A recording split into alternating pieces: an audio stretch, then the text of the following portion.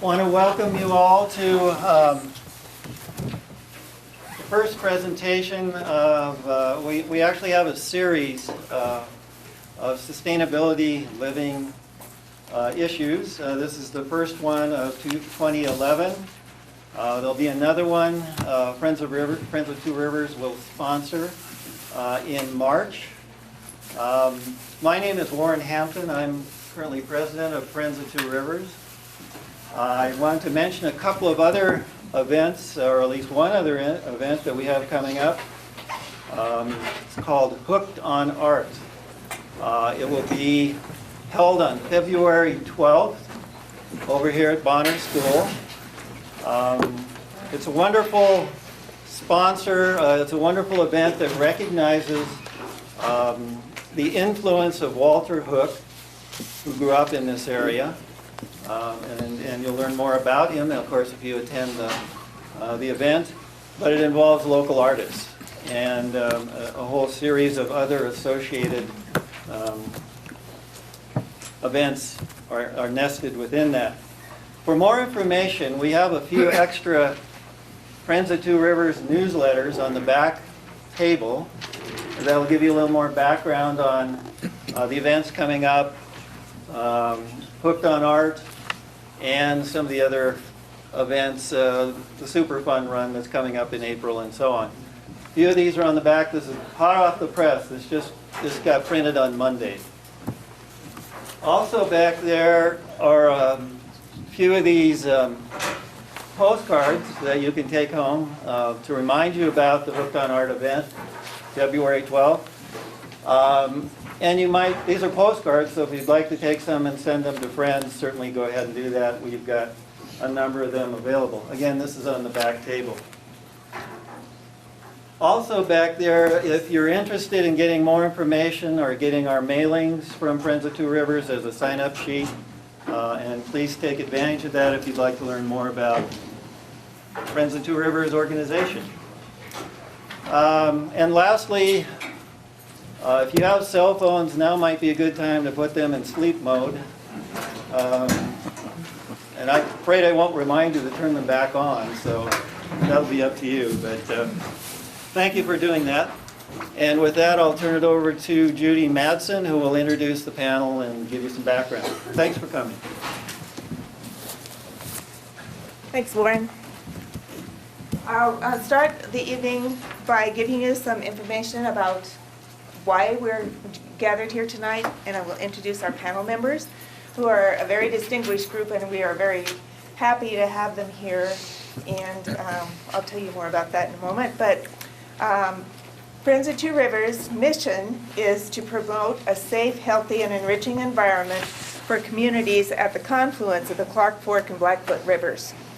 We were established in 2002, back when we sought to inform the Two Rivers communities about the science about the removal of the dam and the river restoration, which is continuing today. And we sought to have informational meetings such as this one to affirm or deny any concerns that the residents of the Two Rivers community might have.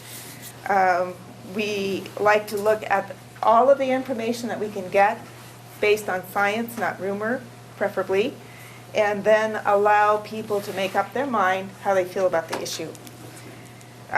We represent the opinions of those in this area who supported the river restoration, and we work with the Natural Resource Damage Program, state and local governments, and the media to further that end.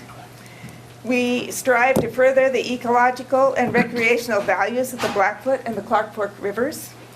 We foster local arts and historic preservation, and we lead local efforts to engage in the global effort to permanently preserve and enhance both our social and natural environments for the benefit of future generations.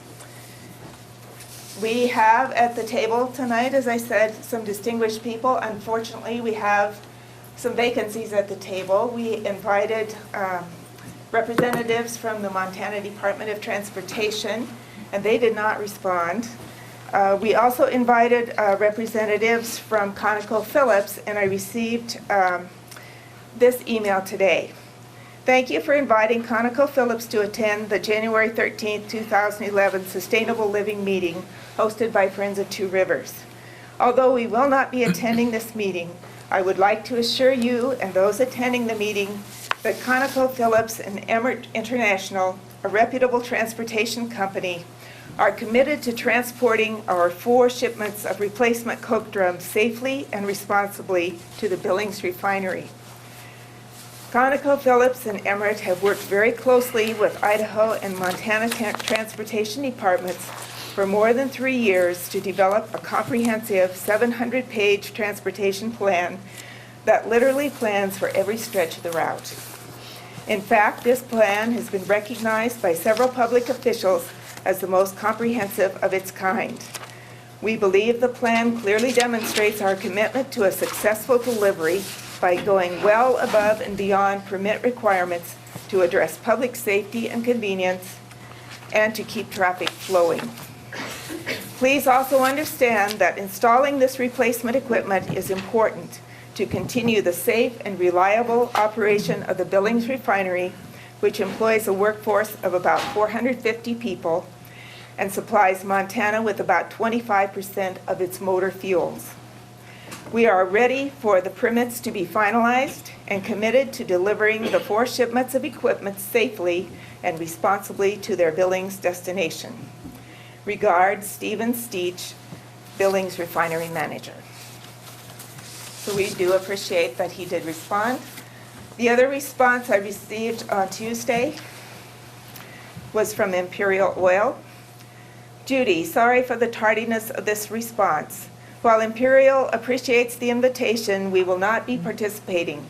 Imperial's transportation plan and environmental assessment are filed with the Montana Department of Transportation. Thanks. And this is from the Pius Rollheiser, the media team leader, Imperial Oil Limited. So those are the empty chairs at the table, but now let me move on to the people that are here. Our first speaker tonight is going to be Bob Gentry. He was born in Arkansas and graduated with honors and distinction with a BA in biology from Hendrix College in 1987. He obtained an MA from the University of Missouri in 1989 in ecology and wildlife biology. He worked in Mexico, Belize, and Puerto Rico during graduate school on wildlife conservation projects. He graduated from Vermont Law School in 1993 with a JD and a Master's in Environmental Law, magna cum laude. Starting in 1993, he worked for 3 years for the Arkansas Attorney General's Office Environmental Division, where he worked on cases involving state and federal environmental law issues.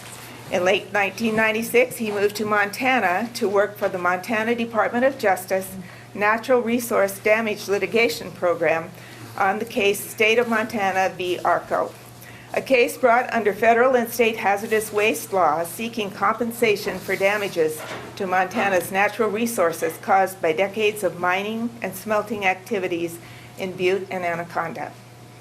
In 2003, he moved to Missoula, Montana to work for the State of Montana Department of Transportation. As Missoula District Counsel, he worked with various federal, state, and tribal agencies on environmental, real estate, and contractual issues associated with highway construction in western Montana. In the summer of 2009, he opened his private practice. Our next speaker will be Dr. Stephen Steninger, Senior Research Professor, Bureau of Business and Economic Research, University of Montana, and the former Director of Economic Analysis, the Bureau's Healthcare Policy Research Program, and the Montana Kids Count program. Professor Steninger has studied economic and social policy issues during his 40-year career, publishing extensively in professional journals, government reports and books, and consulting in the public and private sectors. From 1970 to 1995, he worked as a consultant with private industry and government agencies, including the U.S. Department of Labor and the Social Security Administration, and held faculty positions at the University of Utah and the University of Maryland. Our last panelist tonight is Suzanne Miller. Suzanne is a fourth-generation Montanan and a native of Butte, Montana. who grew up roaming the mountains and fishing the streams of western Montana. Fresh out of high school, Suzanne became one of the first women to man a Forest Service fire lookout station by herself. She has over 35 years of experience in biometric, biological, and social science research, project administration and management, and state, federal, and international government service. She attended the University of Montana and graduated from the University of Washington, where she did graduate work in biomathematics. Collaboration and partnerships have been a central part of Suzanne's career. She has initiated and supported numerous multi-party cooperative agreements, research collaborations, stakeholder groups, and partnerships involving government, private, and nonprofit entities to address a wide range of public policy issues. Suzanne has an extensive background in both quantitative and qualitative research methods. Her career focus has been on integrating scientific information into public policy decisions and development. Suzanne and her husband Sterling migrated north to Alaska, where they spent more than 20 years in professional posts with the Alaska Department of Fish and Game. Yet, for all the beauty and grandeur of Alaska, Montana retained a strong hold on their hearts, in part because of Suzanne's love of horses and her desire to return to horse country. They bought Dunrovin Ranch in Lolo in 1997 and have since turned the property into a quality Tennessee walking horse ranch. So with that, we will start our panel, inviting you to listen and to participate in an informed discussion afterwards. Our three panelists will each give brief remarks. We will hold our questions until after all has had a chance to speak. Possibly not tonight, I'm sure, because of the nature of the informational quality of the meeting. But as we go forward thinking about this issue, which can be contentious, I'd invite you to be active listeners, meaning that you actually are listening to what the other person has to say and not just thinking what you're going to say as soon as they stop. And also, when you're talking to people about an issue, don't give it personally and don't take it personally. Let's concentrate on the issue so that we can get the best result possible. So with that in mind, Bob? Thank you. And thanks to Friends of Two Rivers for inviting me to be here tonight. I'm going to try to keep my opening comments here relatively brief, and so I've got a script. It's kind of hard to keep me from talking too long. I think opportunities like this tonight to discuss these projects, these proposals that MDT is dealing with, in terms of what is actually involved, rather than relying on press sound bites or uninformed opinions that end up degrading public discourse on this issue, is very important. So I'm really pleased to be here with you tonight. And I think we would all agree that informed public participation is at the core of participatory democracy. And with those goals in mind,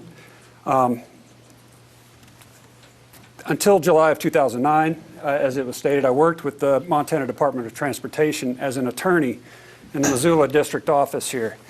And during my almost 7 years with MDT, I worked with really good people who took their duty to maintain Montana's roads, to maximize the safety of the traveling public very seriously. And it was my great honor to work with them. And I continue to hold the job that they do in high regard, because maintaining Montana's roads is not an easy job, as you all know. And I'm also speaking to you tonight because my colleagues and I, those include Summer Nelson and Sarah McMillan with the Western Environmental Law Center, obtained public documents that relate to various heavy haul projects that MDT is currently considering. And we've reviewed those documents in detail, so we have some information about the decision-making process that MDT went through to get from start to where they are now. So the proposals. Can we have the first slide, Gary? I wasn't sure whether we wanted to use that right away or not. Yeah, I've got some PowerPoints here to try to keep me keep me on track. So during the spring of 2009, MDT was formally approached by Imperial Oil, which is a subsidiary of ExxonMobil, regarding a proposal to transport 200-plus oversized loads through Montana from Lolo Pass up into Alberta at the Port of Sweetgrass, Montana. Most people were unaware of this project, including myself, until the spring of 2010, at which time MDT published an environmental assessment evaluating that proposal. So let's go to that second slide. This is a cover page of the Curl Module Transport Environmental Assessment. I'll also call it an EA, and it's a decision-making document that MDT generated. It was put out for public comment, a 30-day public comment period in April of 2010. That comment period closed in May of 2010, and MDT received, they acknowledged receipt of over 7,000 comments on this project. In actuality, there were more than 23,000 submitted, and many of them were not accepted by MDT because they had some troubles with their email system. Since the publication of this document, MDT has been contacted by a number of other companies regarding similar projects to use Montana roads to transport heavy haul equipment. In addition to this KMTP, ConocoPhillips has contacted MDT about shipping 4 coke drums to Billings. There's also a company called Harvest Resources. It's an affiliate of the Korean National Oil Company that has contacted MDT about shipping tar sands equipment by the same route from the Port of Lewiston up to Alberta, and I think they're proposing to ship between 40 and 70 modules. But that's in its initial stages with MDT at this point in time. So everybody's probably aware of what's been going on in Idaho regarding legal action. That legal action relates specifically to the ConocoPhillips proposal to ship these 4 coke drums. It doesn't have anything to do with the Curl Module Transport Project, the Exxon project. Can you give me the next slide, please? This is just a brief comparison of these 2 projects. While they share some similarities, they're also distinct projects. As you can see, the loads are of similar size, greater than 600,000 pounds if you include the push and pull tractors, 28 feet high, 26 feet wide, up to 270 feet long. The Exxon project contemplates shipping 207 loads, Conoco 4. The routes diverge right here in Bonner, where the ConocoPhillips shipments will head east toward Billings. The Exxon loads will head north up 200 toward Alberta. And they also differ in what they serve. The Exxon loads serve the Curl oil sands, which is an Exxon holding in northern Alberta, north of Fort McMurray. And of course, the coke drums serve Montana Refinery. The Exxon project also proposes major permanent infrastructure changes to Montana highways and utilities, whereas the ConocoPhillips project proposes only some minor infrastructure modifications.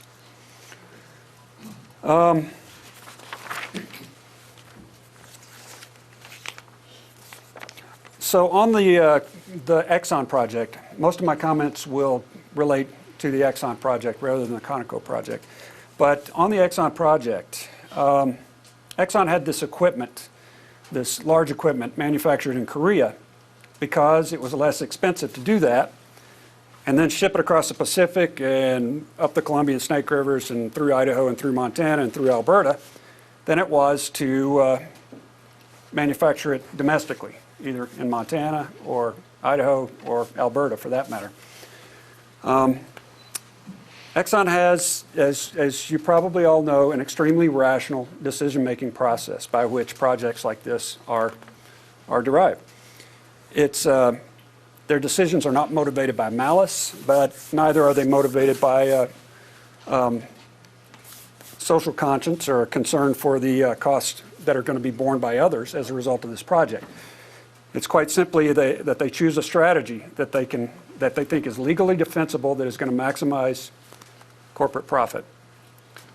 And so can I have the next slide, please? This is from the summary page of the KMTP environmental assessment. And so Exxon uses a method, and you can see down here at the bottom, they use a method of decision-making that employs global execution strategies. And by that, they mean it's cheaper to manufacture stuff in Korea and ship it over here than it is to do it locally. So next slide, please. This one is we can't really see much on this, but this gives you an idea. The loads are going to come by ship down to the Port of Vancouver, Washington. And from there, they're going to proceed up the Columbia Rivers, the Columbia and the Snake River to Lewiston, Idaho. And from Lewiston, they're going to follow Highway 12 to Lolo Pass. Next slide, please. This is the route as it goes through Montana. Here's Lolo Pass, Highway 12 down through Missoula, down to 93, and then into Missoula across the Bitterroot, through Missoula on Reserve Street, across the Clark Fork River, a short stretch of the interstate to Bonner, and then from there they will turn up 200 and by various Montana primary and secondary state highways make their way up to the Port of Sweetgrass, Montana. I think it's going to take between 13 and 17 days to move these modules through Montana. Let's see. Stick with my outline here. So, next slide, please. Most people have probably seen this picture somewhere, but Exxon has employed this company, Mammoet. It's a Dutch transport company to haul its modules. And they're going to be pull and push tractors on each of these modules as they proceed up the passes. Of course, they've got to cross Lolo Pass, and then they've got to cross Rogers Pass. And this extra tractor on the back is also going to assist in braking as they're coming down these passes. And the loads will be preceded and followed by pilot vehicles and Montana Highway Patrol officers. The Montana Highway Patrol has been privately contracted by Exxon to escort these loads through Montana.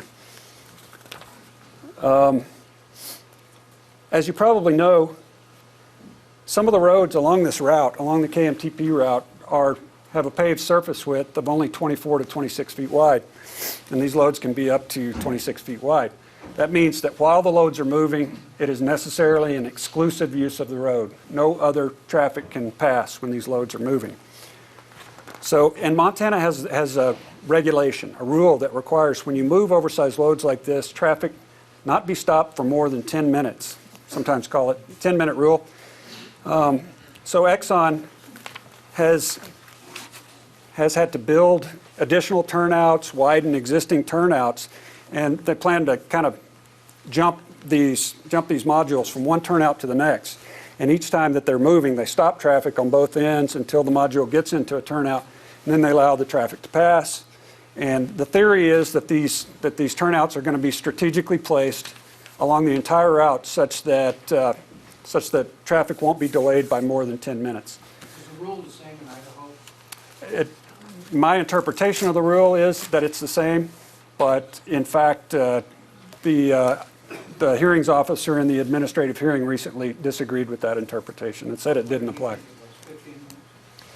He said that there was agency discretion to extend the delay time up to 15 minutes. How far apart are these going to be?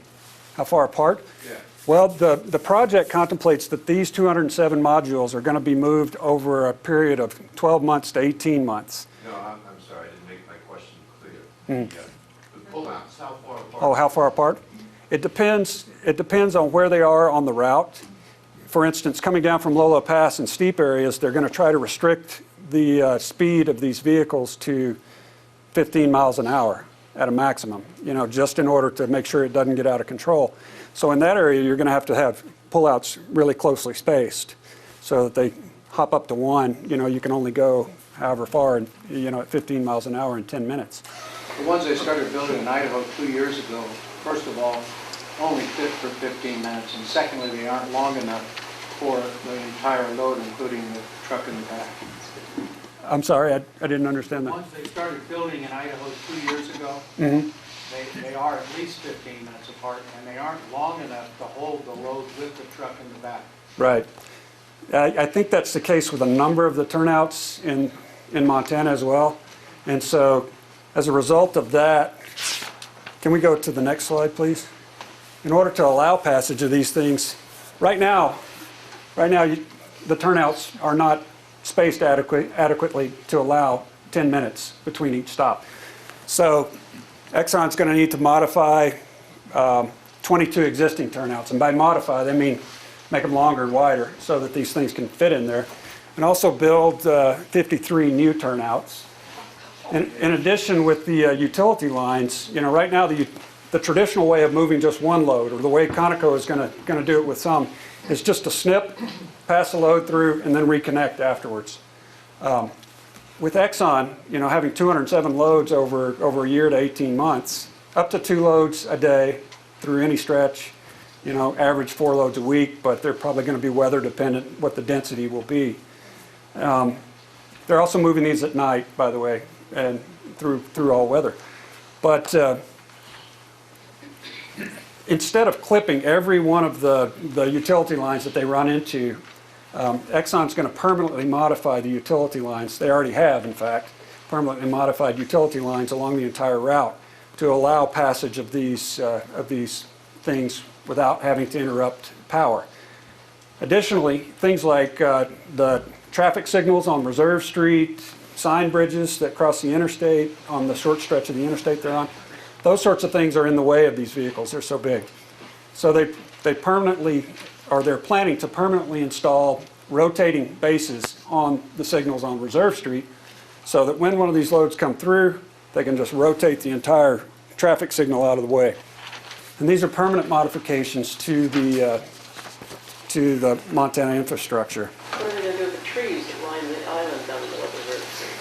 Well, the trees, the only place that I've heard that they're planning significant tree trimming is actually through Bonner on 200 and in Shoto.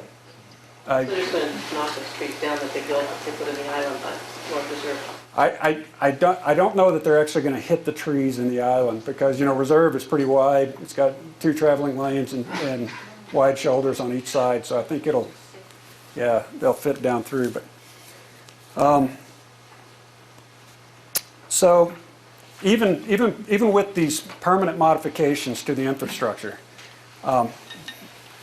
that are going to allow passage of Exxon's 200 plus loads, MDT has organizationally objected to use of the term permanent or even use of the term corridor to describe this project. They maintain that this is not a permanent corridor, permanent highway corridor that's going to be used by other companies in the future for similar purposes. Are they going to take out all of those turnouts then in order to make it impossible to be permanent? Well, I understand that there are provisions in the agreements that are associated with this plan that allow MDT to demand removal of any of these permanently installed modifications if MDT can demonstrate that those modifications will create a safety hazard to the traveling public. Otherwise, they remain. At a technical transportation meeting in Missoula concerning this project, MDT is on record saying the turnouts will be a good place for all the folks using their cell phones to pull over and make their phone calls. Well, that's possible. That's possible, but it's my understanding that the availability of these turnouts, presently turnouts are mostly used by people who are wanting to access rivers or wanting to do backcountry packing, that sort of thing, to just stop and rest, or to use their cell phones. In order to facilitate movement of at least the Conoco project, Idaho Transportation Department has given Conoco the right to blockade the turnouts for up to 24 hours prior to movement of any module. So those turnouts will be unavailable to people when when the modules are moving. Exxon hasn't gotten to that point of actually figuring out what the nuts and bolts of how this project is going to occur. You know, what are they going to have to do to actually make it work?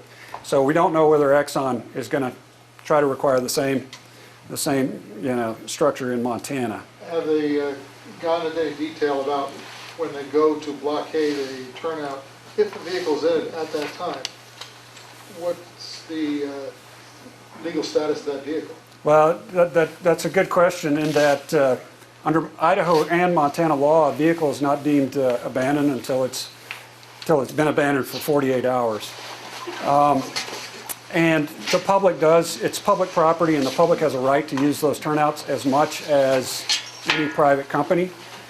What the idea is if they blockade these turnouts and put up basically like construction signs, there are laws against interfering with construction signs or blockades that are established by transportation departments. So, you know, as long as they get those things blocked off, somebody goes in and removes it, then. But I can understand that, but if they're there before those barricades are put up for their 48-hour. They might be making a really long cell call. Yeah. Yeah, that's true. I really don't know. I really don't know how they're planning to deal with that situation. Could you make a statement, perhaps you're going to come to it, but what is going to be the fate of the utilization, the achievability of entrance and the occupation of the Forest Service campgrounds?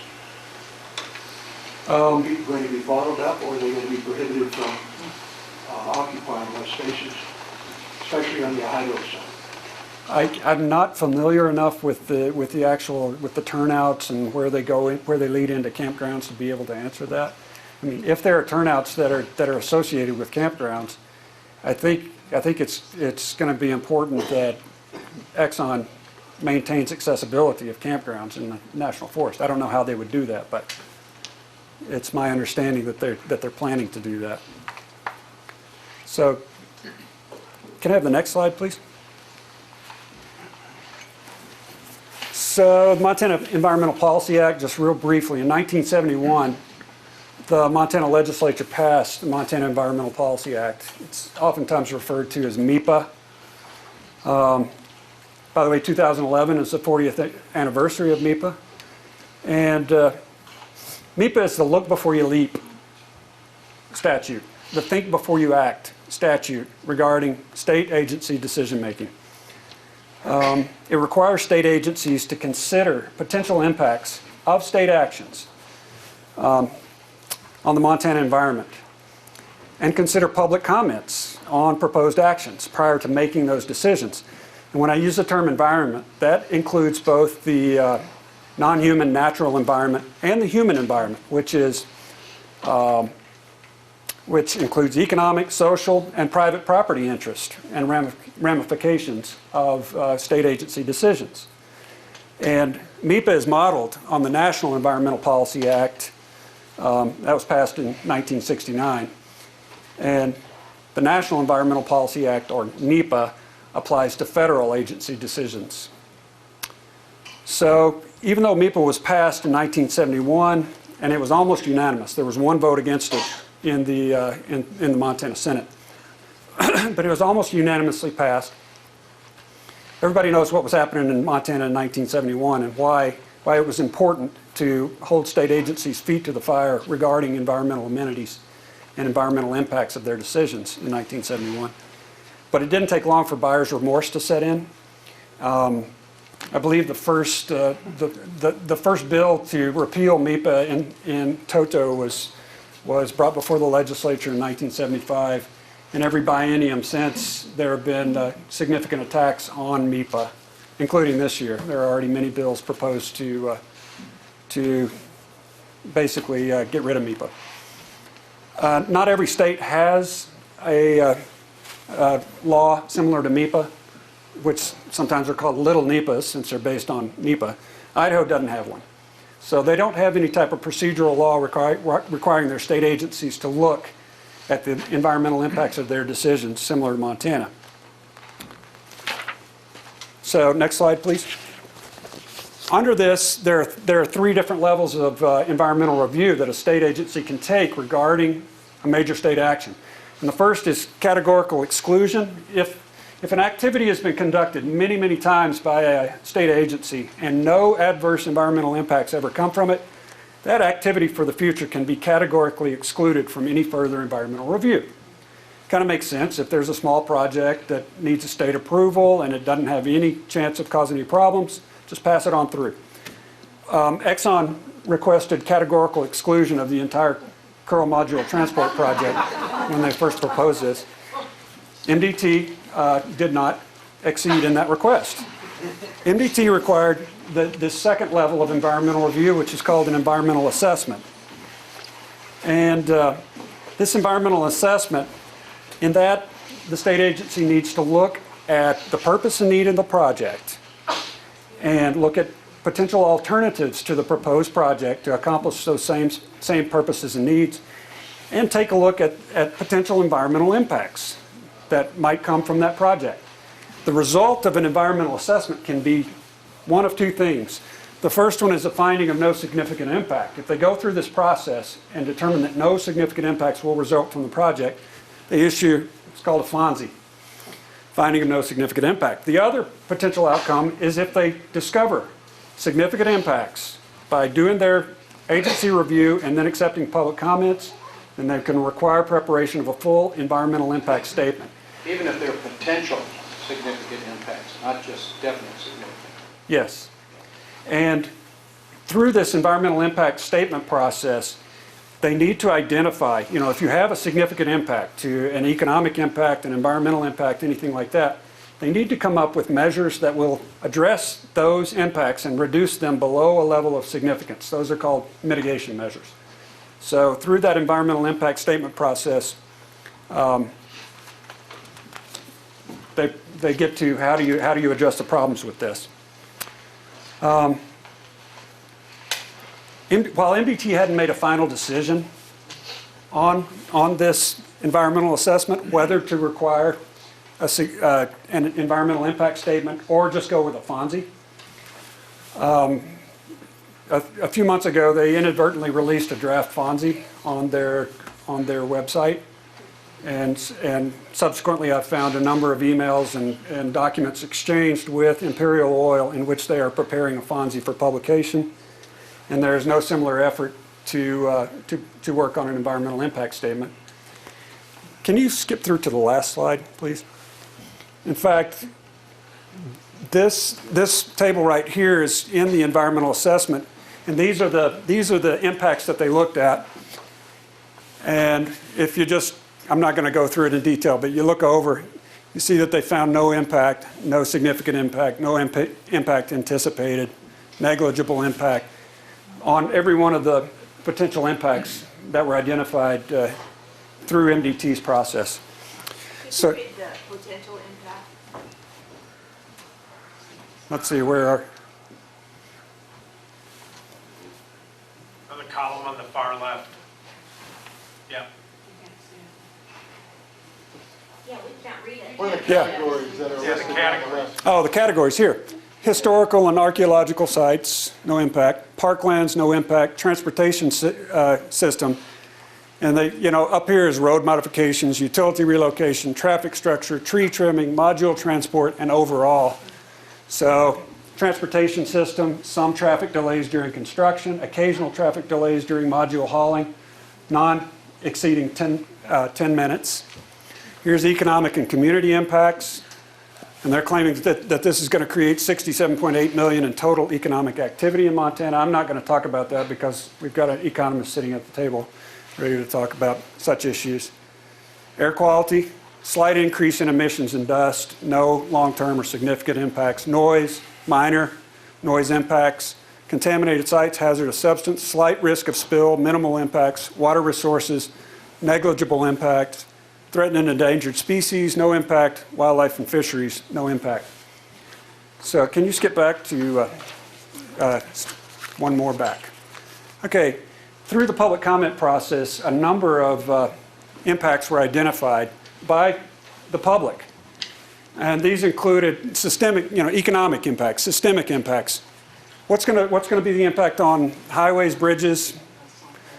You know, what's going to be the cost of delays to local residents, to tourists, commuter travels, potential impacts to MDT projects? As you go down through this, I'm not going to go into detail on these either, but a number of issues were identified by, yeah, that's better, by MDT, including things like emergency services. If you get stuck behind one of these modules and you have to wait 10 minutes for it to get to a turnout, to get by, and you have a loved one that's in a medical emergency situation, 10 minutes can be critical. How are they going to mitigate that impact that is unavoidable when you have an exclusive use of the road that stops you from getting around this until they get to a turnout? Flash your lights, honk your horn, get the attention of the state police. You know, I don't know. So anyway, a number of impacts were identified through the public comments, and they weren't addressed in the environmental assessment document.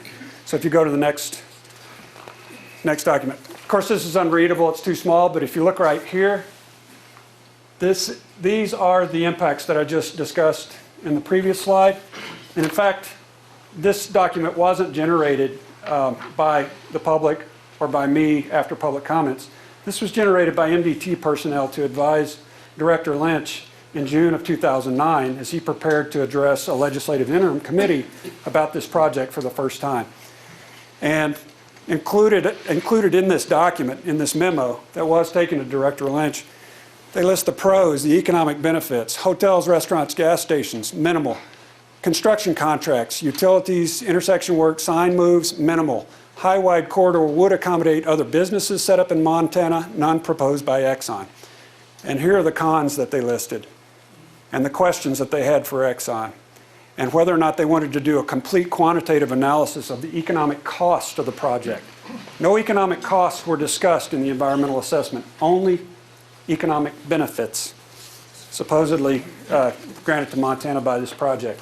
Isn't it true that that EA wasn't done by MDT? That's MDT asks Exxon to do that. Right. Correct?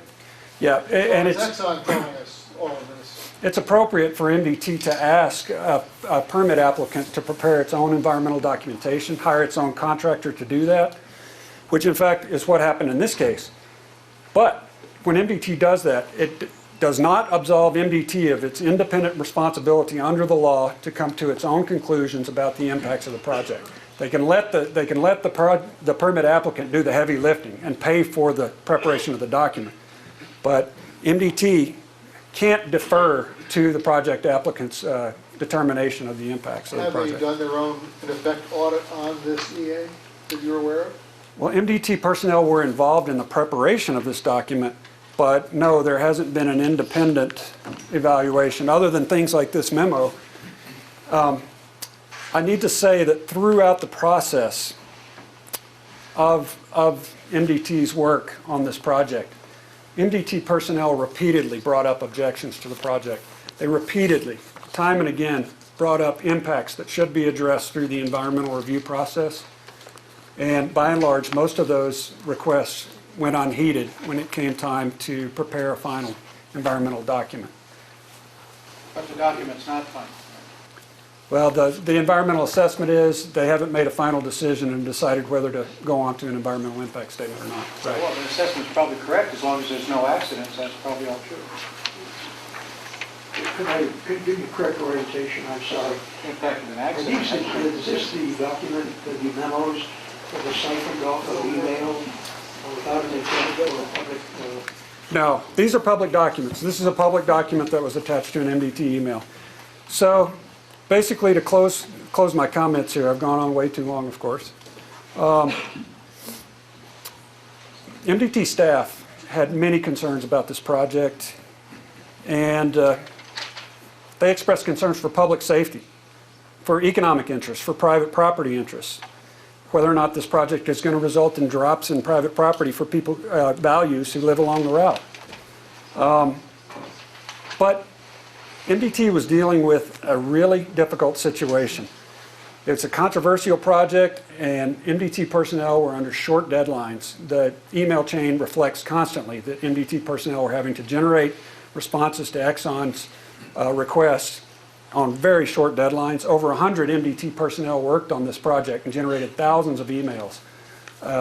It was a big project for MDT, and they were constantly pushed by deadlines, pressure, and limited staff resources. So, again, With one more question, right on that topic.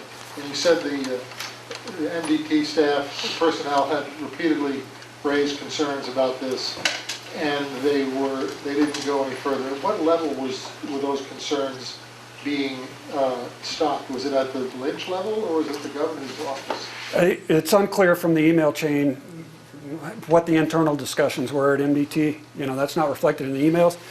This document, for example, was generated by MDT, the chief of MDT Environmental Services, of their planning division, and of their policy and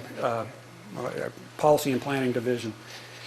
The heads of three of the big agencies that have to deal with these types of projects generated this document and hand carried it to Director Lynch to advise him prior to his presentation to the Legislative Committee in July.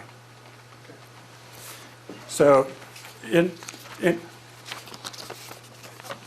we wait until after we get through these other two? So again, I want to thank you for listening to me.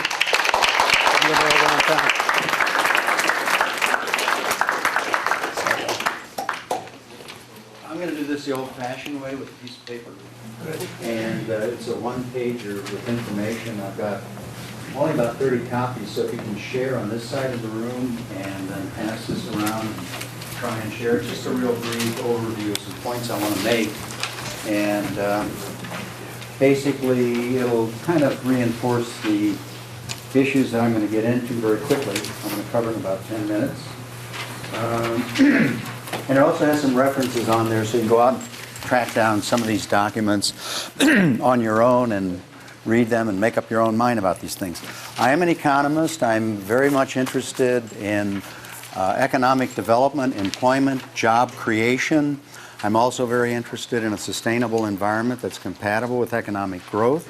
And I have worked over the years on these kinds of issues in terms of how labor markets need to be robust and generate jobs and employment.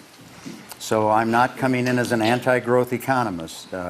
My bread and butter is, in fact, dealing with issues of growth, job creation, etc. And then when I look at this project as a professional economist, not employed by any interest group, not employed by any government agency, the project basically is being marketed as a job creation employment machine.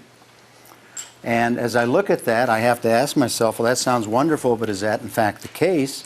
And basically the bottom line as we look at this proposal, and I'm talking specifically about ExxonMobil, I'm not dealing with the ConocoPhillips.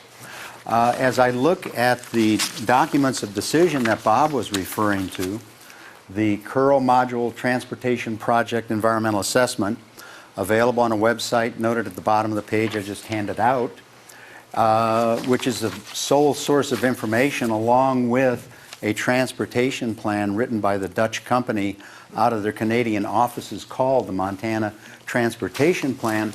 I go through and analyze as an economist to see if these claims that are made are true. We have job creation, an employment machine with virtually no cost imposed on Montana taxpayers, employers, or anybody else, which makes it sound very good.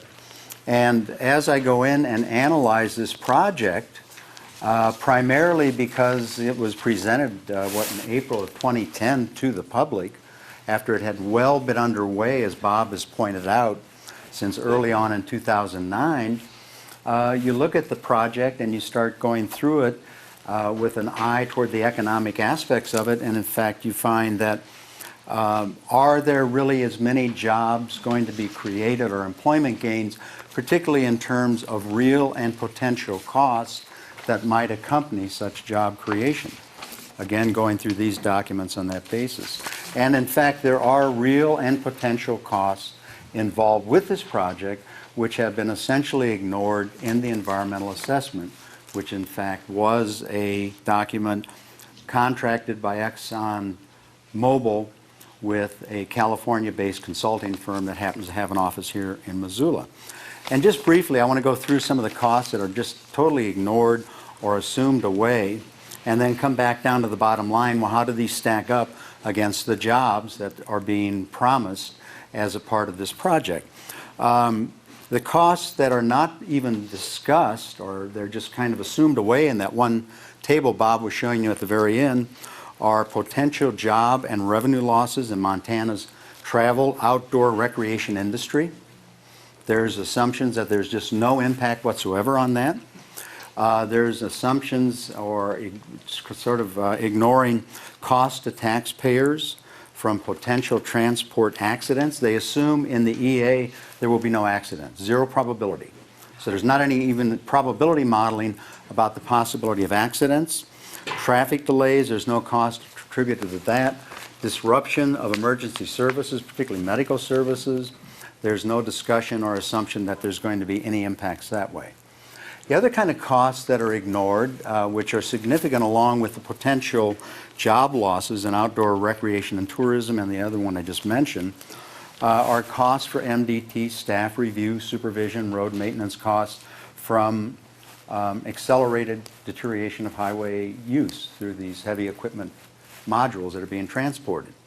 So basically there's no explicit cost identification or even discussion about what our Department of Transportation in our state is going to be incurring in terms of these costs that they're already, some of which they're already very well or deeply into. And then finally, when we look at the assumption that there's no environmental impact, there's no impact on wildlife, rivers, mountains, etc., essentially there's no cost to our natural resources or our environment that are covered or identified anywhere in this document of decision, the environmental assessment. And just taking up on the first one briefly, when we talk about the potential loss of jobs, before we even talk about how many jobs might be gained, we have in the tourism and outdoor recreation industry in the state of Montana a major industry which is about the second or third largest employer, representing at least 33,000 jobs throughout the state. And a large part of that is because of the attraction of Montana based on its natural resources and its environment. When you look at survey data collected by the Institution for Research on Travel and Tourism at the university, a sister bureau that I don't work with but I collaborate with at times, when you look at the survey data, the reason people come to Montana are for mountains and forests. The top 5 are mountains and forests, Yellowstone Park, open space and land, rivers, and Glacier Park, and it makes tourism and outdoor rec a very significant industry.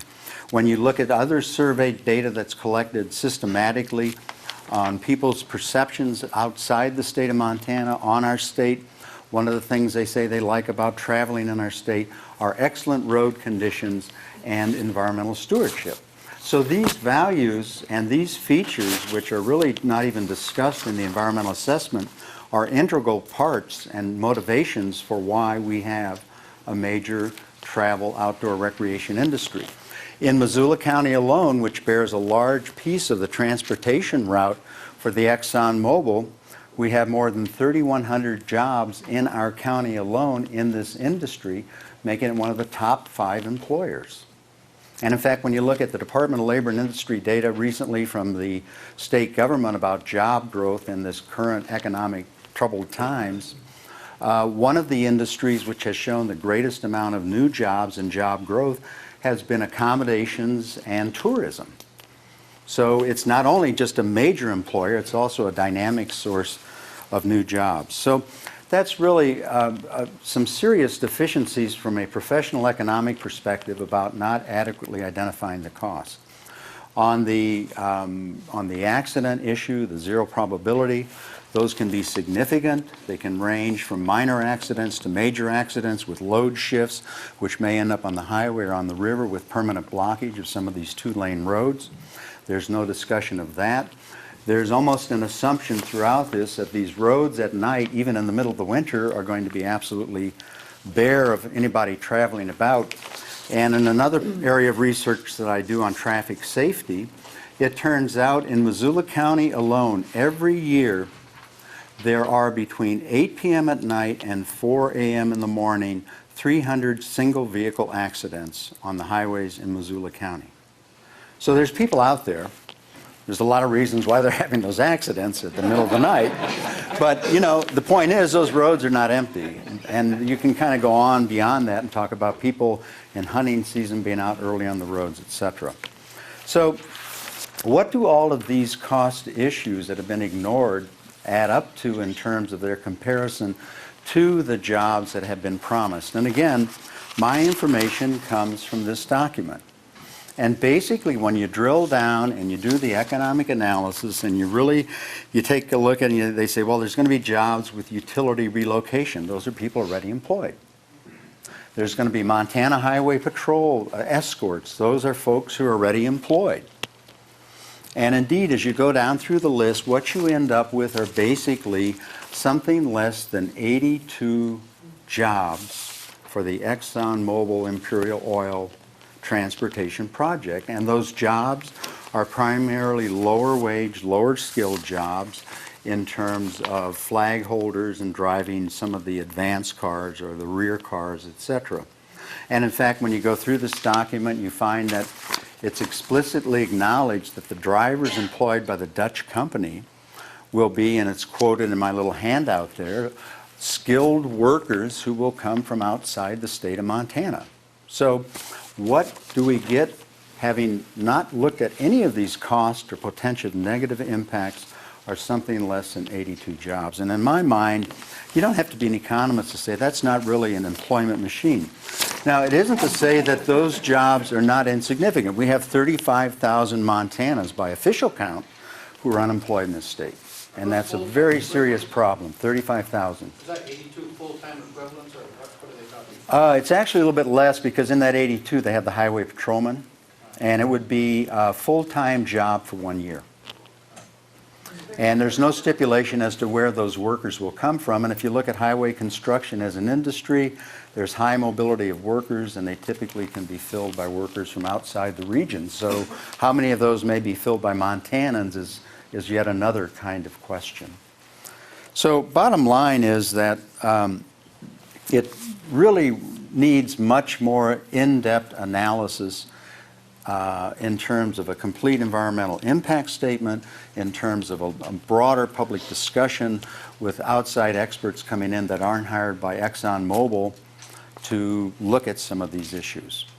I know we'll have time to answer questions which you may have in a moment, but I want to give Susan some time to talk. So thank you.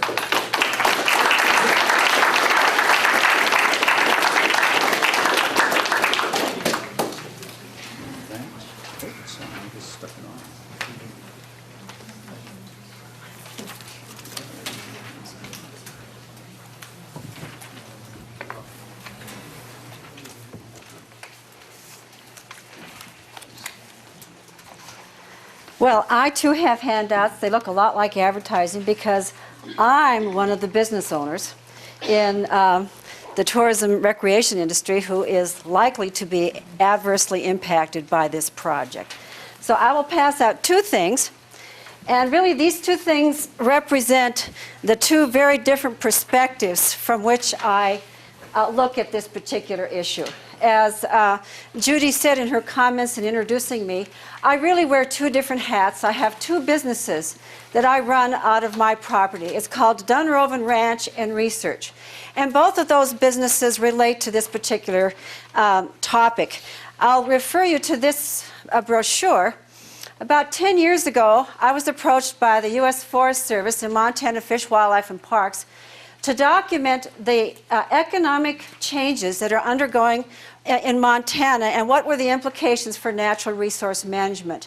And I'm sure most of you, particularly in a community like Bonner, are well aware that there's been a real shift in the economic activity in Montana, primarily away from the extractive commodities, more towards what we call an amenity, human resource-based economy. And at the core of that is the very things that Steve just spoke of. It's quality of life. quality of life based on our natural resource amenities. So while our natural resources have declined in terms of the kinds of commodities that they produce as an economic basis, they've increased in terms of quality of life and attracting the kind of businesses and workers who want to participate in that quality of life. And in fact, about 4 years ago or 5 years ago, I was able to participate in a project called Montana on the Move with Jean's husband, Dan Kemmis. And we traveled throughout the state and the 7 major cities of Montana and talked to business people who actually brought their businesses to Montana from other places. I remember one in particular, an advertising agency from San Diego, who moved his entire agency up to Montana based on the fact that, number one, the quality of life was better, they could attract better employees, and they could pay less in terms of rent and utilities and all of that kind of thing than they could in San Diego.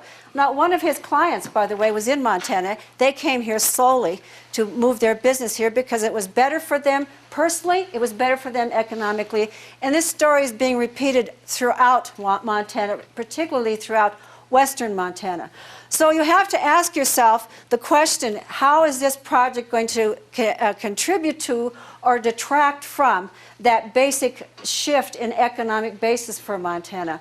I think it's a really important question, particularly when you look at whether this is a project that's going to have long-term enduring impacts. You know, are we talking about creating a transportation corridor, or is this a one-time deal? I think that's a very important thing to focus on, because long-term is going to have long-term impacts on the way Montana develops economically, and not just in the tourism industry, but you know, tourism, I tell people, tourism is the front porch. People come to your house or on the front porch, they see it, they say, you know, I'd like to live in Montana. I'd like to bring my business to Montana, and that's an economic engine.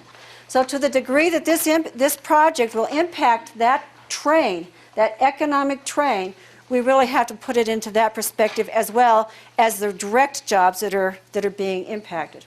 So when I look at this project in that light, I really look at several things. You know, will this contribute to overall quality of life regionally? Well, I doubt it. I really don't see that having large loads occupying turnouts along our scenic highways is going to be a benefit to the tourism along those routes. I can't see that it's going to happen. I also think that long term, in terms of some of the environmental issues, I look at Highway 93 when it was recently upgraded. And Highway 93 upgrades included such things as wildlife crossings, underpasses, and overpasses. Once you establish a heavy load transportation corridor, you foreclose other opportunities, other ways of viewing that corridor. It becomes the de facto. That's what it's going to be managed as. So I think that's another issue you really have to look at, long-term impacts beyond just this one particular project. And then my other hat is me personally, my business. I have a small guest ranch on the banks of the Bitterroot River. My guest ranch is so small that I don't do a great deal of my trips on the ranch. I border some state land. I do horseback rides right off of my property, but the vast majority of my rides take place up Highway 12, up Lolo Creek. I use those turnouts, and I use them big time. I use them with a 6-horse trailer. I travel those roads daily. I travel them nightly. I have a expedition that I do 6 nights out of every summer that I take people to a forest lookout with a University of Montana astronomer. We study the night sky. That astronomer commutes to and from that lookout on Highway 12 and on the back roads. And now I'm going to watch big loads go down, snake down from my lookout down Highway 12. That is going to kill that trip of mine. I've also encountered many, many things on Highway 12 as I have done this on an almost daily basis. My trailer, my 6-horse trailer, recently it was a logging road, but the whole road gave way and my trailer went off the side of the road with horses in it. And and let me tell you, it took 9 hours. 9 hours to right my trailer. It took a semi-truck, had to back up that logging road to get a truck large enough to deal with my little 6-horse trailer. Can you imagine what would happen if one of these big loads went off the road? I can't imagine how long it would be there. And I know those roads. There's a tremendous erosion issue with Lolo Creek right next to it. There are soft shoulders. And if you get off, and I've done this with my 6-horse trailer, you get off the actual pavement onto those soft shoulders, your tires can easily, with any kind of a load, be moved right off the road entirely. So I always tell my children, when you're assessing risk and whether you're going to do something or not, you have to think of 2 things. The probability of something happening and the consequences if it does. If you have high probability of something but very little consequence, fine, go right ahead. If you have no probability of something happening but you have a huge consequence, you still better look at that. So even though Exxon is telling us that the probability is near 0, the consequences, if they are wrong, would be huge. Huge in terms of public safety, huge in terms of environmental impacts, and huge in terms of economic impacts, particularly for people like me.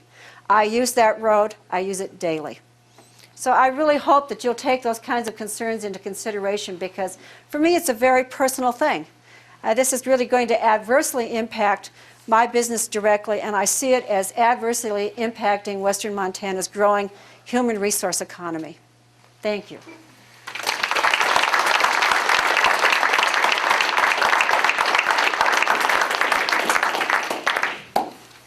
Also open it up if you have questions for any of our panelists, please.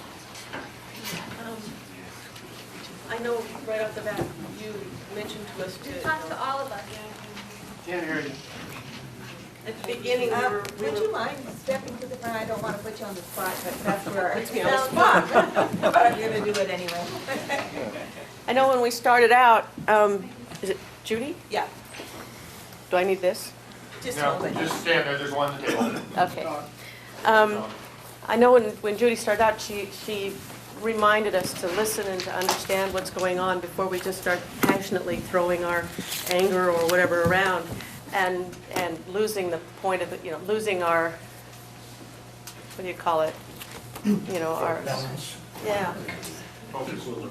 But what I guess makes me so passionate about this, and the reason the passion and the anger does come immediately to the top, is how many times has big business done this to people like us? How many times have they just rolled over us? How many politicians have they bought off already? They're not going to buy off the little guys who are writing the memos and saying, I don't think we ought to do this, and then it goes up a few levels and the guy at the top says, well, we're going to do it anyway. They're not buying those little guys off. They're buying the guys off at the top who, Schweitzer wants this thing to go through.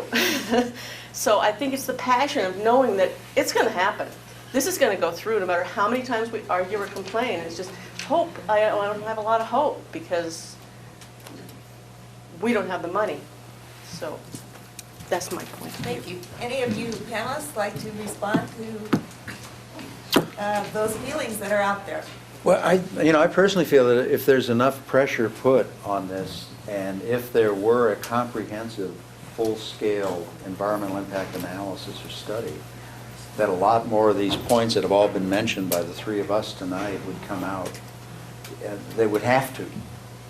And I think that would have some impact. Now, whether that would ultimately stop it, because we are talking about a corporation which internationally is one of the largest corporations in the world, $40 billion a year in profits.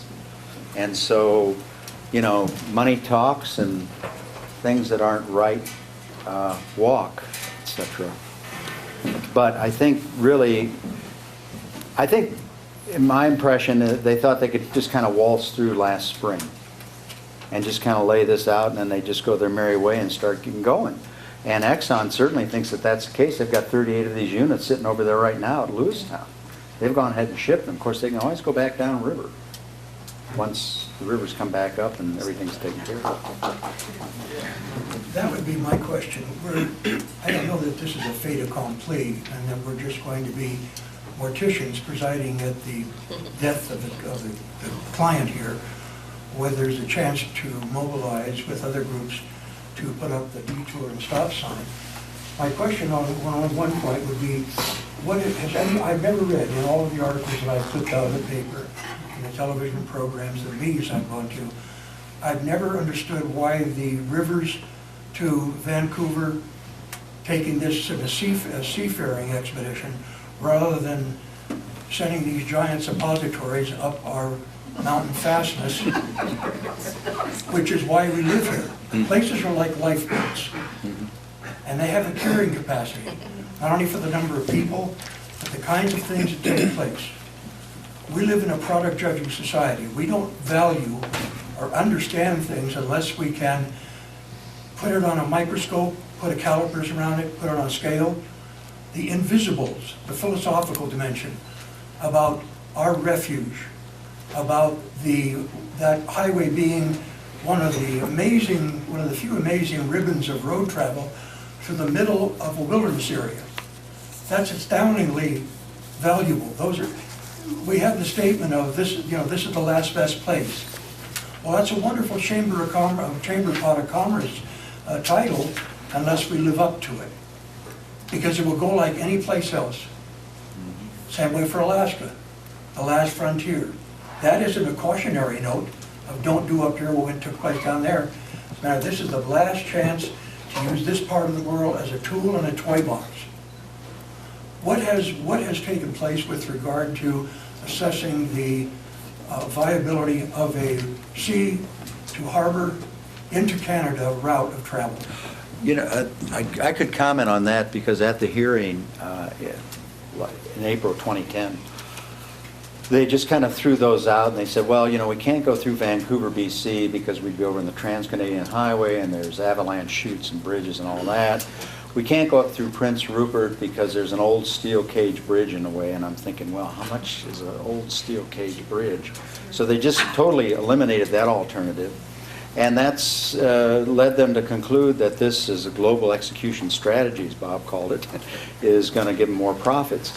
Now, the interesting thing to me is about several weeks ago, I think right before Christmas, there was a story in the Billings paper where ExxonMobil had actually moved some refinery equipment into Billings from Texas up over the back roads of Oklahoma and Kansas. And just nobody paid much attention to that. And all of a sudden you're thinking, well, now wait a minute. They have other ways of moving this stuff around. And I particularly would say in terms of a comprehensive analysis, you would have to look at alternative routes, and particularly that northern one through Prince Rupert over the northern landscape of British Columbia. If it's a Canadian project and it's a Canadian-based moving firm, it would make sense to keep it in Canada. Yeah, also in the environmental assessment, they looked at it, like Steve said, a number of alternative routes. One of the alternatives they looked at was U.S. interstate route, and they pointed to, and you couldn't even identify what interstate they were talking about. One would assume that they go north from Lewiston to the interstate and then come directly east through Montana. But they pointed to 26 what they called impassable overpasses and bridges. But there was no, prior to doing all this permanent modification of Montana's roads, these roads were theoretically impassable without all that work, without putting however many dollars they're putting into these infrastructure changes to Montana highways. So they didn't even look at the cost of what it would take to change the interstate route to allow passage of these vehicles. The interstate route was, of course, built to Department of Defense specifications to hold heavy loads. It also is wider. There's free passage of traffic on all sides. One of the problems that they have there is if they were to use an interstate route, it would invoke the authority of the Federal Highway Administration, and this would become a federal issue. But they are. I-90. They are, but yeah, they're in a short stretch of I-90. That's true. And it's also a federal waterway. I mean, if the federal government wanted to recognize this as a federal issue, they have all the evidence they need. One difficulty with it is that this is kind of a new paradigm for a major highway infrastructure project. This is privately funded, except for, of course, as Steve has pointed out to me before, It's not totally privately funded because who's going to have to pay for the repair work on bridges and road surfaces? That's Montana taxpayers and U.S. taxpayers in general through federal funding. But they said there'd be no impact on that statement, there'd be no impact on us. Well, since it's a privately funded project, in traditionally, the way that federal agencies get involved in these projects and require federal environmental review of the project is through dollars. It's through funding of the project. If this project was funded by the Federal Highway Administration, then there's a direct link to a federal agency to require NEPA environmental review. Right now, there are a couple of federal permits that are involved. There are no permits involved for using the Columbia and Snake Rivers from the Corps of Engineers, even for passage through the dams on the Snake. There's a permit up in the Lolo National Forest to bury some utility lines, and that decision hasn't been finalized yet, so we don't really know where that's going to go. But the federal agency involvement is very minimal in this entire project, and some would argue that that has been intentional, that this project has been segmented, that Montana is a standalone piece, and Idaho is a standalone piece, and the rivers that get to Idaho are standalone pieces. And nobody has the authority to look at the impacts of the entire project, from where it enters U.S. territorial waters to where it leaves the U.S. and the Port of Sweetgrass. I'd like to make a statement about economics from a perspective that's not really mine, but I think it's an important one. Let's look at it from Exxon's perspective. Why did they build this stuff in Korea? To save money. Who's going to put that together when they get to Canada? The same members of the Union of Edmonton that could have built them. And so, you know, cutting to the chase, my idea is we just got to prove that this costs them more to do it this way than to have the people up there that are going to actually put them together build, which they could have done. They're overqualified to do everything that was done. And so, according to Exxon's original plan, which they granted, they thought they would already be hauling things up there. They thought those would already have been done.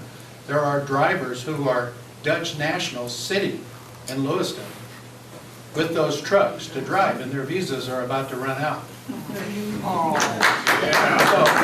what I'm saying is I'm not in favor of delay for the sake of delay, but I'm not talking about it for the sake of delay. If it costs them more to make those in Korea and get them to Canada, they'll be built in Canada. And all 270 of them haven't been built in Korea yet. And there are a number sitting in Lewiston right now with the trucks, with the Dutch drivers. And if some of those go through, I won't like it. But if 200 others don't, that won't bother me quite as much. And if There's a comment way in the back. The machine doesn't work. Well, even if half of them get through, it's going to cost them more than if they built them with the Even out of order, overqualified they people. come out of order. Right. But by then, we've Somebody already in the set a back there precedent. had a question. No, we haven't set a precedent. The precedent we've established is that it costs them more than to build them in But I mean, Canada. we've set a precedent for big hauls, whether Exxon does it or not. But Exxon's not going to do it if it costs them more to do it that way. But if it's not Exxon, another company decides. It's going to cost them more because Exxon, nobody can do it cheaper than Exxon can. And they've already been told that every one of those 270 loads has to have a separate permit. They're not going to get a permit for all of them. They have to go through the complete process for each permit. So when they realize it's going to cost them more, nobody can do it cheaper than Exxon can. And when Exxon realizes that they could have done all of this in Canada and had them cost less. Now, let's not even get to the issue of whether they should be doing what they're doing in Canada. Got a question in the back, far Real back. quick, can I add to that? Well, can we go ahead and get this question? She's been really trying to ask. Bob, you passed over something in your talk about what happened in 1971 that motivated the MEPA Act. What was that? I don't know what that is. Oh, yeah. What were the conditions in 1971? The conditions in 1971, of course, I grew up in Arkansas, so I'm not qualified by birth to answer this question, but one of the first jobs that I had when I came to Montana with the Natural Resource Damage Program was to prepare to depose ARCO's expert historian on Montana history and Butte history and Montana political history and the history of mining in Montana. So 1971 was, around about that time, the Anaconda Company had some problems in South America nationalization of some of their big international holdings in Chile. And they, Is it a Allende? yeah, it was Allende who nationalized. I happened to be in Chile at the time, by the way. Really? A big girl in Chile when they nationalized copper. Yeah, and it had huge impacts on the Anaconda Company here. It was really the beginning of the end for the Anaconda Company's grip on Montana. MIPA was passed in 1971, and as you know, sometimes people talk about the Montana Constitution and the right to a clean and healthful environment being the progenitor of MIPA. In fact, it's the opposite. MIPA was passed first, and then in 1972, the Constitutional Convention was put into effect. I guess I'm in a classroom, I'm going to, Well, some folks have already asked a question. Let's give some folks that haven't. yep. Thinking about action items, like what can we do? What about the feasibility or legal standing of a third-party EA? Why not do another one? I mean, even just start with an EA to count, you know, the economic impact, there's the environmental. Let's do our own. I mean, hire professionals, of course, keep it as third-party as possible, but Well, you know, I think that's been talked about, but it hasn't really gotten any legs because you'd have to employ a professional economist to do that. I'm not looking for work, by the way. I got more than there's a enough lot to of do. them around, I But there's a lot of them around, understand. yeah. You'd think in a recession there'd be a lot of economists around at least. Yeah, so there's been talk about that, but you know, it really hadn't gone anywhere because I think some of the organizations are still trying to figure out how they would fund it. And you would, Right. you'd not only need an economist, you'd need, Bob and I have talked about, you know, as a traffic engineering, Oh, yeah. safety engineering, there's Well, you really just quite a hire wide Tetra- range of issues You about hire it. somebody else like Tetra Tech that's just not here. Mhm. But would it have any legal standing, do you think? That applies. Well, essentially what you're talking about is what I would call trial preparation. There is, in Montana, under MIPA, aggrieved parties can bring lawsuits against the Montana Department of Transportation alleging that they failed to satisfy their statutory and regulatory duties under the Montana Environmental Policy Act, and that an environmental impact statement is required in this situation. And in order to carry the burden in a case such as that, you would want to put on expert testimony from economists, from structural engineers who could look at what MDT did to examine the impacts of load after load of this size on the bridges along the route, and give an opinion, an expert opinion, as to whether what MDT did to evaluate those impacts actually gives a clear indication of what potential impacts there would be to those structures. We'd also employ an expert safety engineer who would talk about all kinds of issues associated with this project. Nighttime travel is one. You know, the 32J permits, that's what these heavy load permits are, the super heavy load permits are. On the face of the permit, they require daytime travel only.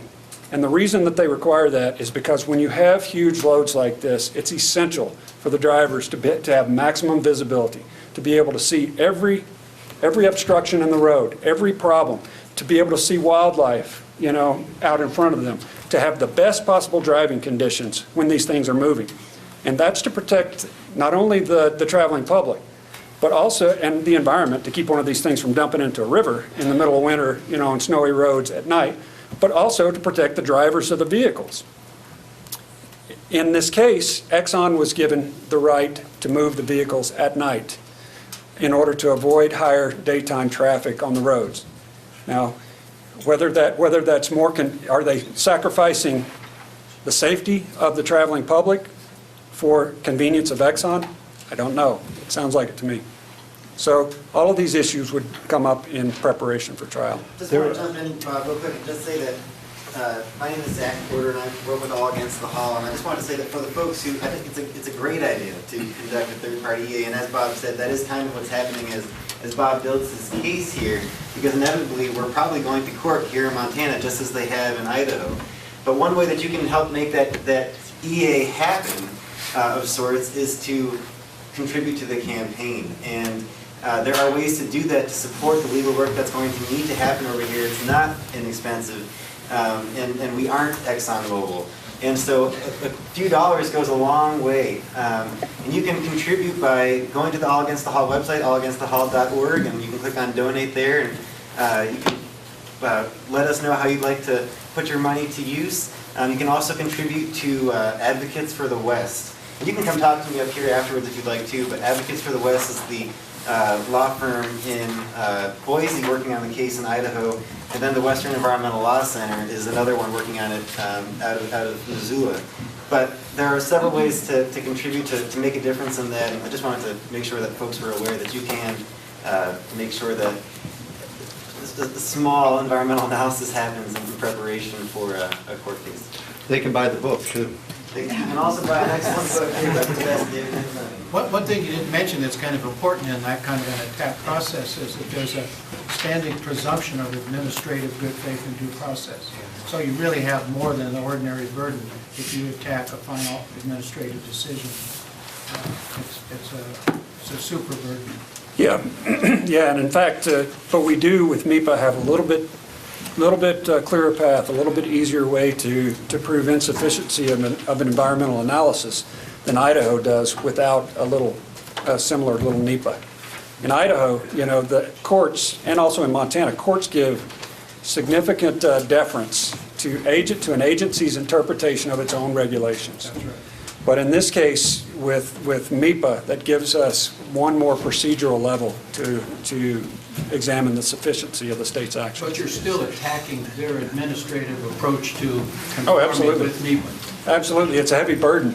And we wouldn't want to get into a battle of the experts, you know, have our experts say, well, it is going to cause these impacts, and they're saying, no, it isn't. What we're trying to do is say, if the state wanted to take a hard look, and that's what the court uses to describe the state's burden, they have to take a hard look at the impacts of a project prior to making a decision. You know, if we prove that they didn't take a hard look, then... And you don't have to have experts. The lady in the back there in the yellow sweater, you had a question? Does it make any sense to 30 minutes try to involve the truckers? You know, I live right out here by the swinging bridge, and there's lots of trucks that come by here every night. You know, does it make any sense to engage trucking industry in some way or another? Unfortunately, they've been engaged and quite on the other side, driving the Montana economy with, I think, money from ConocoPhillips and perhaps even ExxonMobil to put together an interest group with a long list of different organizations, including the Motor Carriers Association. And they're making it into, in my opinion, kind of a fear thing that, gee, if we don't let these mega loads go through, we're not going to be able to haul grain. You're not going to be able to take the cattle to market. You're not going to be able to take the horse. And so that, yeah, and that's the unfortunate reality of where we are now. We have a question. Actually, that was directly related to my question. I have several friends who haul regularly from the Bitterroots Valley, Missoula area to the Port of Lewiston because it's an inland seaport. And there are, anybody who's ever driven those highways, you give way to the semis because they do use those roads regularly. And it would seem to me that people like perhaps Cliff Reed and other local companies that haul regularly on those roads should be engaged in this process.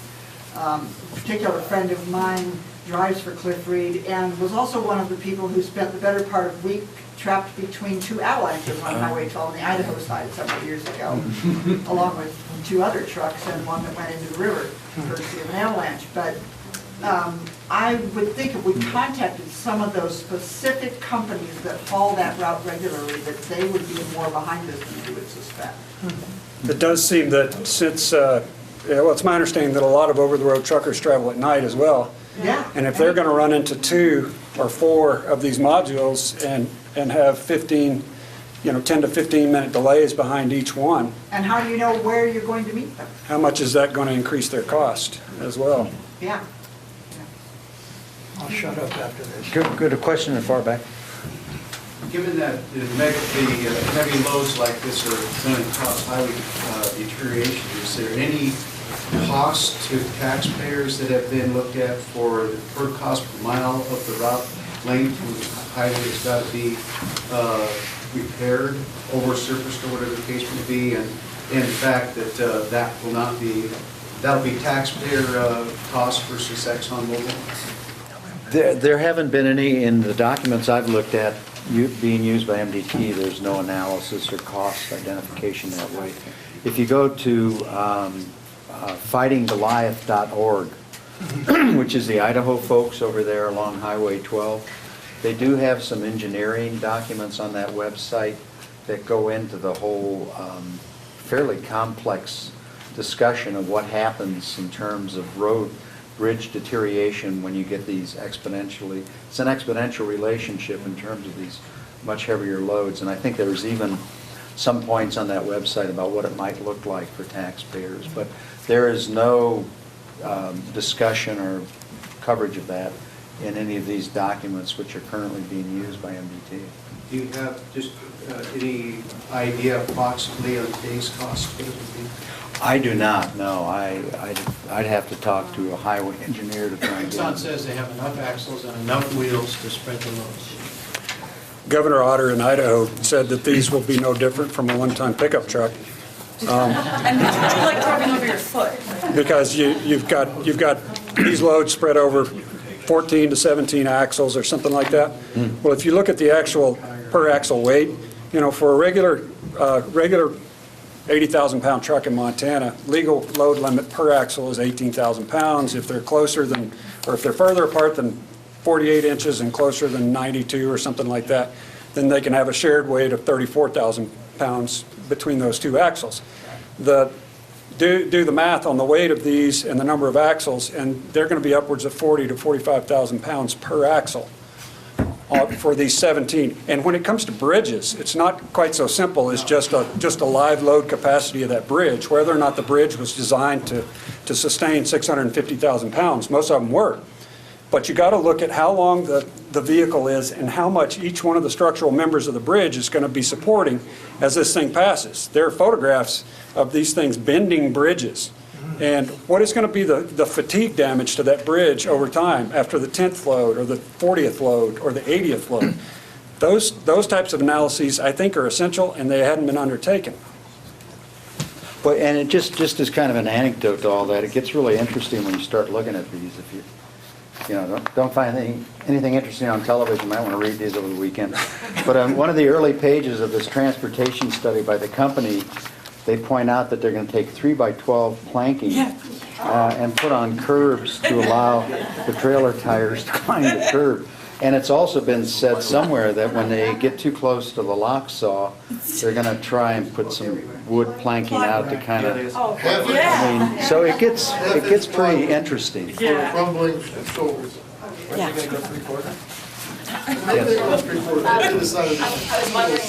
Let's let everyone ask their question, please. I was wondering if there was any connection or it was looked into in context of like the Lewis and Clark Historic Trail and what's it called, the National Historic Preservation Act, which might be a nexus that tied it into federal.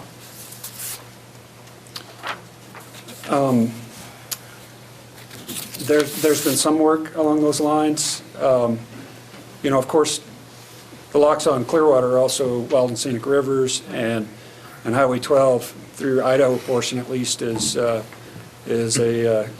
scenic byway, and even a further designation, an All-American Road, one of 24 All-American roads. You know, you would think that there was some sort of federal hook involved with changing an All-American Road designation to a highway corridor, but it turns out that things like the scenic byway and statutes, federal statutes, it's basically a grant program designed to give local governments money to advertise these roads to bring in tourists based on their scenic values. They do probably have a risk of losing that designation and losing some of their grant money that they can advertise these things as scenic roadways, but haven't been able to find any But the Lewis and federal. Clark Historic Trail, was that made into a part of the park system or no? Maybe not. Not that I know of. I think it's just a state park and Travelers Rest. Yeah. Travelers Rest is a state park. And again, some anecdotal evidence. The number of businesses, according to a list on that Fighting Goliath website, between Lolo Pass and Lewiston, there's 150 businesses in categories that could likely be affected. When you look at motorcycle tours over the Lolo Pass, which anybody who's traveled that road knows it's very popular, it's listed as a 5-star scenic tour on both Idaho-based motorcycle tour websites as well as Montana. And I checked with Adventure Cycling, which just came out the other day, kind of making the same points that are coming up in this room. And they sell every year roughly 600 maps for bicycle tourists who are going to go over Lolo Pass to end up on that Trans-American or the Lewis and Clark route, which for some reason ends up in Florence, Oregon, but it goes over Lolo Pass. So there is, that kind of activity. And finally, when you look at the attributes of the highway, whether it's Nez Perce Reservation, 80 miles Lewis and Clark National Historic Trail, 80 miles on the Nez Perce National Historic, it's kind of an exhaustive list of all the different unique factors for that river corridor that come up on over to Lolo Pass in our way that are just unique resource, historic, and even some archaeological sites that have been suggested that need further exploration. Could you explain again what the Fighting Goliath is versus All Against the Hall versus? Fighting Goliath, there are some folks over in Idaho who are small business folks, like Susan is here, and they are they're rural residents of Highway 12. And then All Against the Hall is what? A group in western Montana that's called ZAC. Sure. All Against the Hall came together over the summer to coordinate between groups working on this issue across all 4 states, as a matter of fact. So we're working with groups in Oregon, Washington, Idaho, and Montana. So we're based here in Missoula. Stand near the microphone, That's all right. please. I think I'll finish before I walk over here. Question. But we're based here in Missoula, but we coordinate with folks across the region. And we're trying to serve as an information, clearinghouse and a resource, sending funds out to folks like Bob and others. And You send out a lot of good information on Facebook. If someone likes you on Facebook, it's great. we would love to have you like us on Facebook. Yeah, please do. The question I have is if all these great suggestions that people are having and stuff as to what we're going to do or what can be done, or asking these folks, can we do this, can we do this? These folks aren't going to do it. You guys are going to do it, right? I mean, going and getting an EA or lawsuits or confronting, I guess, MDT and saying you didn't follow all your rules or all that. Is that the role that All Against the Hall has taken? And is that are you guys prepared, if you had the funds, to actually proceed with this and not just have meetings where people complain? Oh yeah, well we do a lot more than have meetings, but meetings are really important to us because there were only 3 of them held back in April. And it's been a long time since there was a meeting, and people didn't really know about this issue when those meetings first happened. So that's why it's critical to us that these meetings are going on. But in fact, we work as a team, and Steve Saninger and Suzanne and Bob, we all are challenging what MDT is doing right now and what Exxon and Conoco are doing together. But like I said, we do a lot more than meetings. We are, as a matter of fact, on the verge of introducing a bill to the state legislature. I can't say a whole lot about it yet because the language is still coming together, but you'll be hearing about it, I'm sure. That would make it much more difficult for something like this to happen without proper review. We can't go so far as to say that it would ban these types of things. There's really no way to do that constitutionally. But we can make sure that there's much better review than happened for these loads in the future when proposals like this inevitably come our way again. So that's just one example of what we're doing. We work closely with our congressional delegation, state legislators, you name it. So All Against the Hall, as well as more than 50 other organizations now from across this 4-state region have taken a stance of opposition to these proposals and are working on multifaceted campaign. And I'd be glad to talk to you more about it, for sure. But the success is if it costs them more to make them a career than it doesn't. That is definitely one version of success. Yeah. Let's take 2 more questions from somebody who hasn't had a chance to ask one yet, and then I think we'll, as much as we would like to continue, we'll wrap it up so that you can visit with one another, perhaps check out some of the information that has been brought. So Gary? But I just wondered if there's a sense for when to expect a decision from MVP about whether or not they're going to do an EIS, and then how quickly after that decision is made that something else can be put into place. For example, legal action. Is that, basically ready to go if an unfavorable decision by MDT should be made? MDT has stated on a number of occasions that they would not act on the Exxon permit applications until everything up the road was cleared. So until all permits needed to get to Lolo Pass have been obtained by Exxon, MDT has said it's not going to make a final decision and grant the permits. It's my understanding as well that there's a strong likelihood, that groups in Idaho will oppose Idaho Transportation Department's grant of permits for the Exxon project, and that if that happens, it'll go through an administrative proceeding there at the Idaho Transportation Department. I don't know how long that would take, but it could be as quickly as a month, could be as long as 3 months, something like that. And then it could go to court. And if they went to court, they could challenge it all the way through the Idaho Supreme Court, so that could be another few months involved. So there are a number of things that are probably going to happen before it gets to Montana. I think the chances are that it will get here eventually, but there are a few things that need to happen in Idaho first. And how quickly can opponents react with some kind of action of our own? You can react now. People have been writing and calling the governor's office and representatives and legislators and writing letters to the editor, and I see no reason why one can't keep doing that right now to let... No, I guess I meant in terms of legal action that might take place, to actually force MDT to take a better look because of the inadequacy of their EA.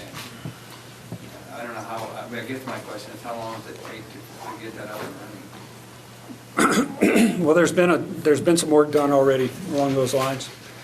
I think that there are groups that are ready to respond relatively quickly. The major limiting factor, of course, is financial resources. This is a difficult process when you're dealing with one of the richest corporations in the world. They're always going to outspend us, but spending as much as Exxon doesn't have a whole lot to do with preparing a good case, at least in my opinion. We've got lots of help. There are a lot of people who have expertise who are willing to assist in this process of developing opposition if needed in a court case. What I would like to do through efforts like this and through other public outreach and education is to inspire MDT to make the right decision in this case. They still have time. They can require an environmental impact statement be undertaken by Exxon for this project. Based on the volume of public comments, the impacts that have been discussed, the number of people that are involved now and informed about this project, MDT still has a chance to do the right thing. Would Exxon contract that EIS like it did the EA? An EIS is a separate situation from an EA under Montana state law under MEPA. MDT would have to hire its own contractor to perform an EIS. Exxon would pay the cost of that contractor, but MDT would hire the contractor, and that contractor would work directly under MDT's supervision. So who do we contact, Lynch or who? Lynch and Schweitzer. Lynch and Schweitzer? Schweitzer. Okay. House, Senate. For those of you that don't know, Jim Lynch is the Director of the Department of Transportation, and make sure and remember that name, because you're probably going to hear it it's going to be bannered in the future. He has some aspirations, and make sure and remember that name. My name is John Wolverton. I'm a volunteer with the Montana Champion Sierra Club, and also No Shipments Missoula. I wanted to answer really quickly this gentleman's question. I have seen that rural highways cost about $1.5 million per mile to rebuild, somewhere between 1.5 and 3, depending on topography and stuff like that. I wanted to also reiterate, say, what's going on with litigation is basically we need money. Western Revival Law Center is the name to remember. They're the ones that are probably going to make this happen if it has to happen. So keep that in mind. And please, if you know anybody up along the route, particularly to the east and the north along the route, we need to make the contacts to make these kind of forums happen. That's one of the most important things that you can do to help us. So let Zach or myself know if you have contacts up in those areas that are, insinuated in their communities, and then call together groups like this and bring this information to them so that it can get the word out. Thank you. What's the name we need to remember? Western Environmental Law Center. Jim Lynch. Jim Lynch. Oh, Jim Lynch, the name. Jim Okay. Lynch. All right, are there any final comments from our panel? Yeah, oh, Craig? Real quick. Yes. It was mentioned that we can keep the costs down to Exxon. That's great, but the next oil tar sands to be developed is owned by South Korea, south of Alberta.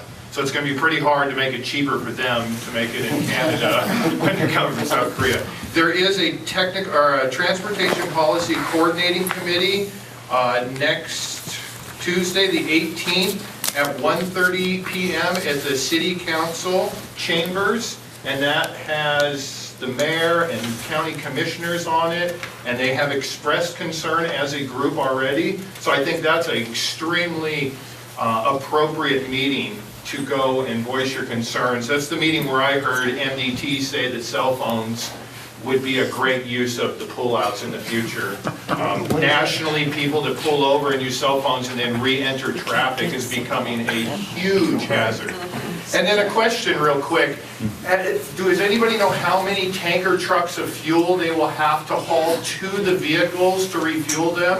And if any of those trucks will be stationed for any length of time, potentially in an avalanche chute? And will the fuel have had its state fuel taxes paid?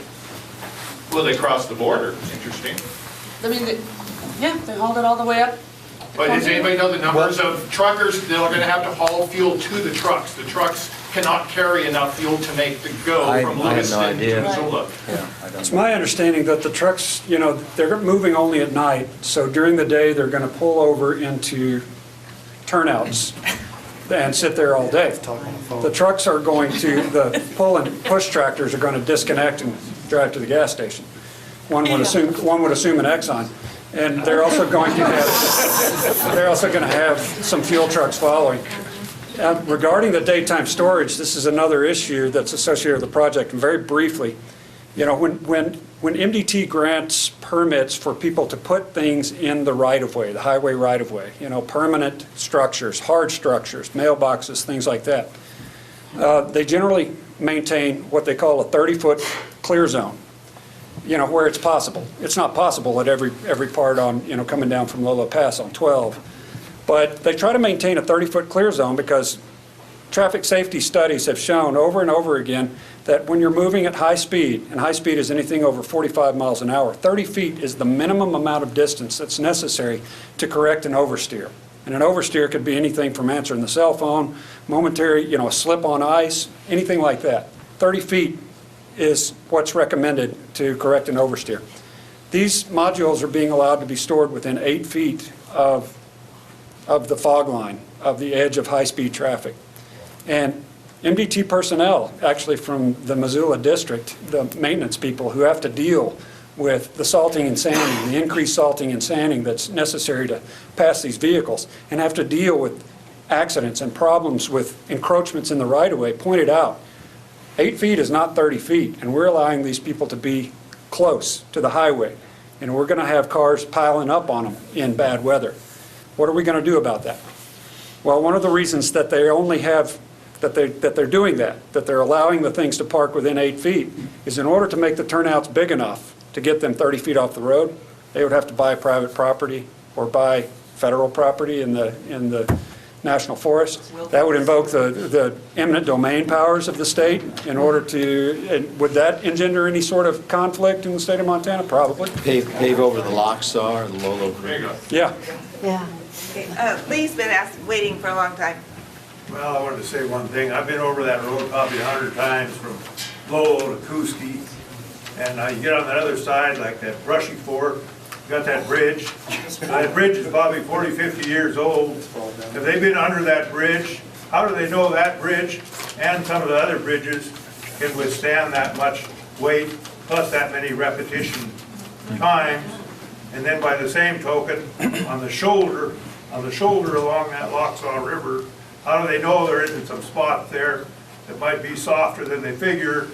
and all of a sudden, they're gonna have one of these drums roll it over right into the river. Well, the road is already, you can see places of pavement that it's Yeah. splitting and slumping. I think they read the EA and realized it was okay. Well, I can tell you that in Idaho, there are a few bridges on the route that at least ConocoPhillips is going to use what's called a helper dolly, because they are concerned that these bridges, the older bridges, are not going to be able to sustain the weight of the module plus the push and pull tractors. So they're going to, basically, it's like taking a stick and poking something over a sled over thin ice. You know, they're going to have an extension, a helper dolly that tries to distribute the weight over a longer distance. So they're doing that in Idaho. In Montana, MDT's bridge division undertook an analysis of all of the bridges on the route. At least they said they did. In an email that describes what that analysis entails, this is one of those things where MDT didn't have enough time or resources to do a real evaluation of the bridges on the route. What they did was they listed all the bridges on the route and then picked what they thought were the 8 most vulnerable bridges and examined the live load capacity of just those 8 bridges. And by extrapolation, determined that all the rest of the bridges were sound to allow these things to pass. They didn't do a bridge-by-bridge geometric analysis of how the bridge is going to carry the load. So, you know, and there were emails from MDT bridge personnel that said, I can't do this in this time frame. Plus, we don't even have any of this put into electronic format where we can check these numbers on the bridges. We got to go through our bridge log page by page, and you've only given me until noon on Friday to do this. I'm not even going to be halfway through by then. You know, there are emails that describe this sort of process at MDT. So. Final comments, panel? I think we should take from the audience. I'm out of comments. It is so- 9 o'clock, and Yeah, go wrap it. Just let them talk amongst them. Jack, last one. Okay, you keep talking about this hurry up on this. Who was setting the time frame on when this stuff had to get taken care of? Well, initially, Exxon had a time frame by which they wanted to get the modules moving.